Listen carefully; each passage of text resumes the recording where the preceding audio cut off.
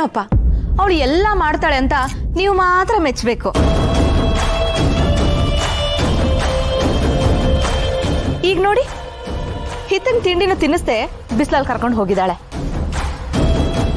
ಅಲ್ಲ, ಆ ಮಗುಗ್ ಸ್ವಲ್ಪ ಶಕ್ತಿ ಬೇಡವಾ? ತಲೆ ಸುತ್ತ ಬಂದು ಬೀಳ್ತಾಳೆ ಅಷ್ಟೇ ಅವಳು.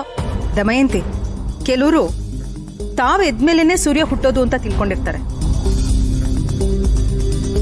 ಆದ್ರೆ ವಾಸ್ತವ ಏನಂದ್ರೆ, ಯಾರು ಹೇಳಲಿ ಬಿಡ್ಲಿ, ಸೂರ್ಯ ತನ್ನ ಪಾಡಕ್ಕೆ ತಾನು ಹುಟ್ಟಿ ತನ್ನ ಕೆಲಸನ ಶುರು ಮಾಡಿರ್ತಾನೆ.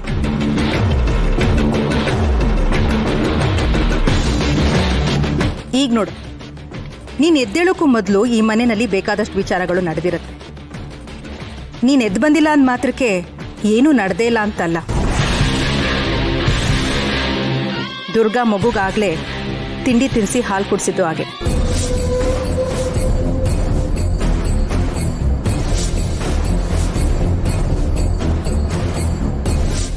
ಪರವಾಗಿಲ್ಲ ಮಾಳವಿಕಾ, ನೀನು ಹೇಳಿದ ಸರಿಯಾಗೇ ಇದೆ.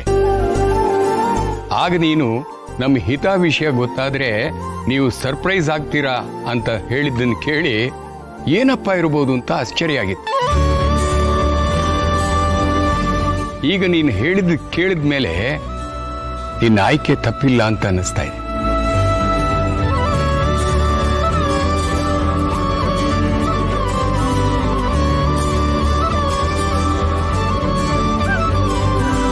ಈ ದುರ್ಗನ ಹೀಗೆ ಬಿಟ್ರೆ ಮಾಯಾ ವಾಪಸ್ ಬರೋಷ್ಟರಲ್ಲಿ ಮನೇಲಿ ಪರ್ಮನೆಂಟ್ ಆಗಿ ಟೆಂಟ್ ಹಾಕ್ಬಿಡ್ತಾಳೆ. ಹಾಗಾಗೋದಕ್ ನಾನ್ ಬಿಡಬಾರ್ದು. ಖುಷಿ ಆಗ್ತಿದ್ಯಾ?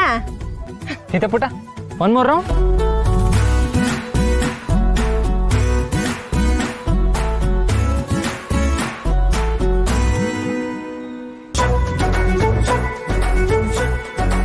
ಬಾಸು, ಸೈಕಲ್ನ ಕದ್ರೆ ಸುಲಭ ಅಲ್ಲ, ತಳ್ಳೋದು ಸ್ವಲ್ಪ ಜೋರಾಗಿ ತಳ್ಳಿ.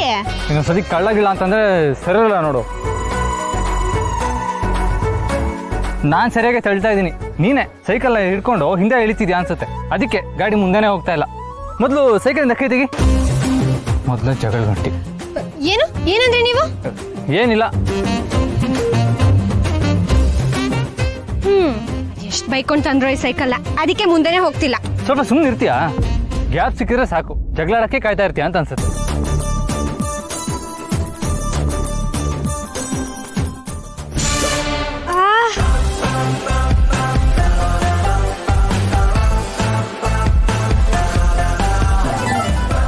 ನಿನಗೇನು ಕಣ್ಕಾಣಲ್ವಾ?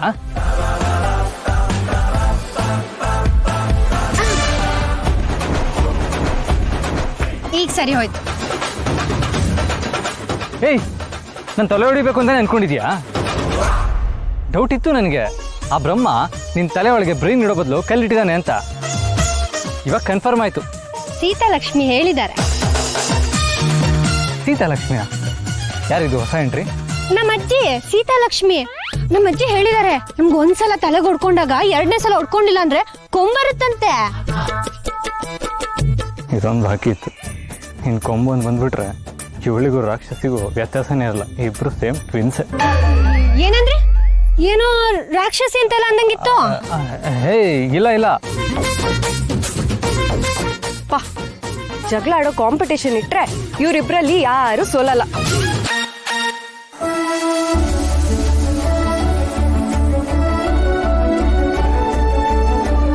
ಹೊಸ ಸೈಕಲ್ ಅಲ್ವಾ, ಚೈನ್ ಎಲ್ಲ ಸ್ವಲ್ಪ ಡ್ರೈ ಆಗಿದೆ. ಮೋಸ್ಟ್ಲಿ ಆಯಿಲ್ ಹಾಕೋದು ಮರ್ತೋಗಿರ್ಬೇಕು. ಆಯಿಲ್ ಹಾಕಿದ್ರೆ ಗಾಡಿ ಮೂವ್ ಆಗುತ್ತೆ. ಇರ್ಬೋದು. ಕೆಲವು ಸಲ ತಲೆ ಸರಿಯಾಗಿ ಕೆಲಸ ಮಾಡಲ್ಲ ನೋಡಿ, ಅವಾಗ ಅದಕ್ಕೆ ಅನ್ಸುತ್ತೆ ತಲೆಗೆ ಎಣ್ಣೆ ಹಾಕೋದು. ಓ, ಸೀತಾಲಕ್ಷ್ಮಿ ಹೇಳಿದ್ರಾ? ಹೌದು. ನಿಮ್ಗೆ ಹೆಂಗ್ ಗೊತ್ತಾಯ್ತು? ಅವ್ರು ಇನ್ನೊಂದು ಹೇಳಿರ್ಬೇಕಲ್ಲ. ಏನು? ಕೆಲಸ ಮಾಡುವಾಗ ಬಾಯಿ ಮುಚ್ಕೊಂಡು ಕೆಲಸ ಮಾಡಿದ್ರೆ ಮಾಡೋ ಕೆಲಸ ಕರೆಕ್ಟಾಗಿ ಆಗುತ್ತೆ ಅಂತ. ಇವಾಗ ಸೈಕಲ್ ರಿಪೇರಿ ಮಾಡಬೇಕು. ನಮ್ಮ ಅಜ್ಜಿ ಹಾಗೆ ಹೇಳ್ದಂಗೆ ಇರ್ಲಿಲ್ವಲ್ಲ.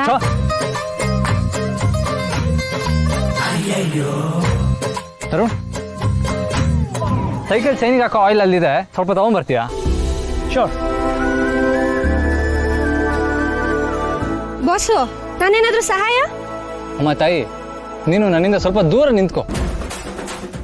ಸಣ್ಣ ಹುಡುಗ, ನೀವು ಹಂಗೆ ಎಳೆದು ಬಿಟ್ರೆ ಕೈಯೋ ಕಾರು ಕಿತ್ಕೊಂಬಂದ್ಬಿಟ್ಟಾಟು. ಬಾಯಲ್ಲಿ ಬರೋದೆಲ್ಲ ಬರೀ ಇಂಥ ಮಾತುಗಳೇ. ಈ ತಿಂಗಳು ಬಡ್ಡಿ ಕೊಟ್ಟಿದ್ದಾಗಿದೆ ಅಲ್ವಾ? ಅಸಲನ್ನು ಬೇಗ ತೀರಿಸ್ತೀವಿ ಅಂತ ಹೇಳಿದೀವಿ ತಾನೆ, ಮತ್ತೆ ಯಾತಕ್ಕೆ ಬಂದಿದೀಯ ಮನೆ ಹತ್ರಕ್ಕೆ? ಏನು ಬೇಕು ನಿಂಗೆ? ದುರ್ಗಾ,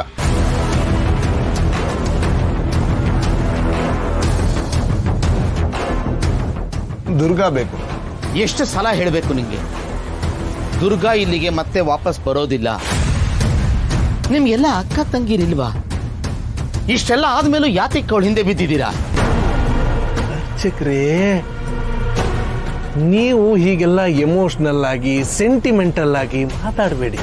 ನೋಡಿ, ನಮ್ಮ ಗುರುಗಳಿಗೆ ನಿಮ್ಮ ದುರ್ಗಾ ಮಾಡಿರೋ ಅವಮಾನಕ್ಕೆ ಸರಿಯಾದ ಶಾಸ್ತಿ ಆಗಲೇಬೇಕು. ನಮ್ಮ ಗುರುಗಳ ಮುಂದೆ ಅಕ್ಕ ತಂಗಿ ಯಾರೂ ಲೆಕ್ಕಕ್ಕಿಲ್ಲ ನಮಗೆ. ಜೀವನ ನಿಮ್ದೆಲ್ಲ ಛೇ. ಅರ್ಚಕ್ರೆ, ನೀವು ಏನಾದರೂ ಅನ್ನಿ, ನಾವಂತೂ ಡಿಸೈಡ್ ಮಾಡಾಗಿ ಹೋಗಿದೆ.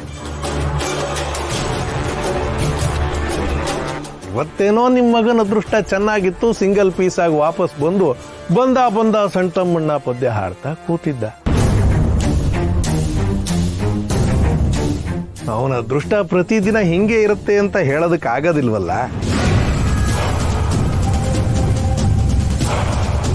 ದಾರಿಲ್ ಬೇರೆ ತುಂಬಾ ದೊಡ್ಡ ದೊಡ್ಡ ಲಾರಿಗಳು ಓಡಾಡ್ತಿರ್ತವೆ.